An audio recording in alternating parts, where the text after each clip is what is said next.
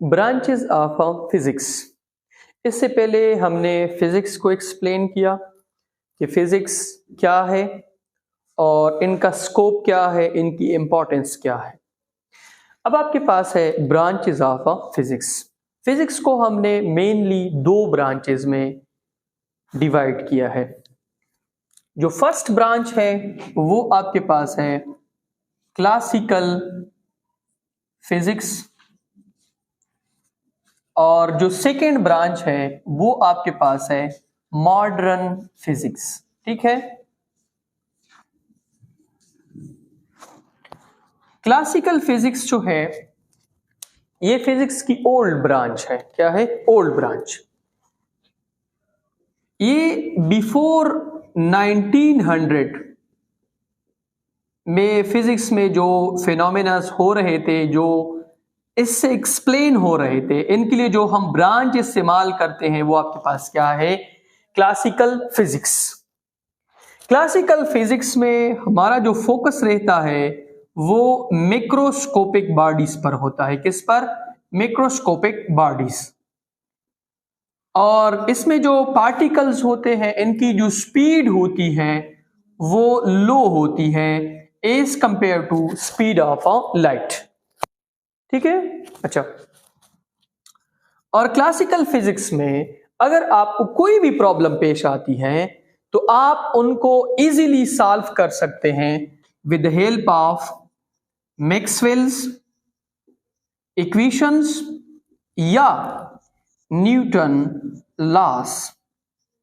ठीक है, Maxwell's equations या न्यूटन लॉज, इनके जरिए कोई भी प्रॉब्लम अगर आपको पेश आती है तो वो आप क्या कर सकते हैं? सॉल्व कर सकते हैं। लेकिन 1890 में कुछ ऐसे प्रॉब्लम्स आए जिनको क्लासिकल फिजिक्स जो है वो सॉल्व नहीं कर सकता था। उनमें बहुत ज्यादा प्रॉब्लम्स आ रही थी, जैसे कि आपके पास ब्लैक बॉडी रेडिएशंस है, जैसे कि आपके पास फोटो इलेक्ट्रिक इफेक्ट है, जैसे कि आपके पास पेयर प्रोडक्शन है, पेयर एनिहिलेशन है, कॉम्पटन इफेक्ट है। ये जो सारी फिनोमिनास थी इनको क्लासिकल फिजिक्स जो है एक्सप्लेन नहीं कर सकता था। क्लासिकल फिजिक्स के जो रिजल्ट्स थे वो एक्सपेरिमेंटल के साथ मैच नहीं कर पा रहे थे। तो एक नए फिजिक्स की इब्तिदा हो गई 1900 में, और इसमें जो मेन काम किया था वो किसने किया था? आइंस्टाइन ने। किसने? आइंस्टाइन। मॉडर्न फिजिक्स जो है उसने इन प्रॉब्लम्स का मॉडर्न सॉल्यूशन निकाला। ठीक है, और मॉडर्न फिजिक्स में जो हमारा मेन फोकस है ये आफ्टर 1900 है, और मेन जो इसमें हमारा फोकस है वो है माइक्रोस्कोपिक बॉडीज। ठीक है, और हाई स्पीड बॉडीज या ऑब्जेक्ट्स। ठीक है, और इसमें अगर आपको कोई प्रॉब्लम पेश आती है तो मेनली हमारा जो फोकस रहता है वो दो चीजों के ऊपर रहता है। एक थ्योरी ऑफ रिलेटिविटी, और दूसरा आपके पास Planck's quantum theory. Planck's quantum theory. ठीक है, अब इसके बाद क्लासिकल फिजिक्स में मजीद ब्रांचेस है। इसमें आपके पास आता है ऑप्टिक्स। ऑप्टिक्स में हम स्टडी करते हैं किस चीज के बारे में? लाइट के बारे में। इसके बाद आपके पास आता है साउंड। इसके लिए हम टर्म इस्तेमाल करते हैं एकॉस्टिक्स। क्या इस्तेमाल करते हैं? एकॉस्टिक्स। इसमें हम साउंड के बारे में स्टडी करते हैं कि साउंड प्रोड्यूस कैसे होता है, साउंड प्रोपेगेट कैसे होता है, साउंड रिफ्लेक्ट कैसे करता है, इनकी एप्लीकेशंस क्या है। हम इसमें स्टडी करते हैं मैकेनिक्स। मैकेनिक्स में हम मोशन स्टडी करते हैं। क्या स्टडी करते हैं? मोशंस। मैकेनिक्स में आपके पास फिर दो है, एक आपके पास है काइनेमेटिक्स और एक आपके पास है डायनामिक्स।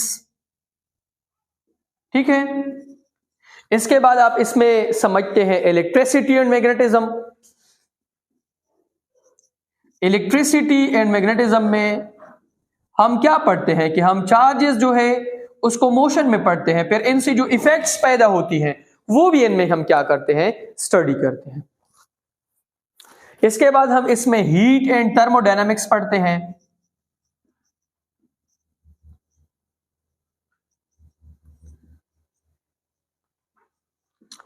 फिर आपके पास मॉडर्न फिजिक्स जो है इनकी भी मजीद ब्रांचेस है, जैसे कि आपके पास है क्वांटम फिजिक्स।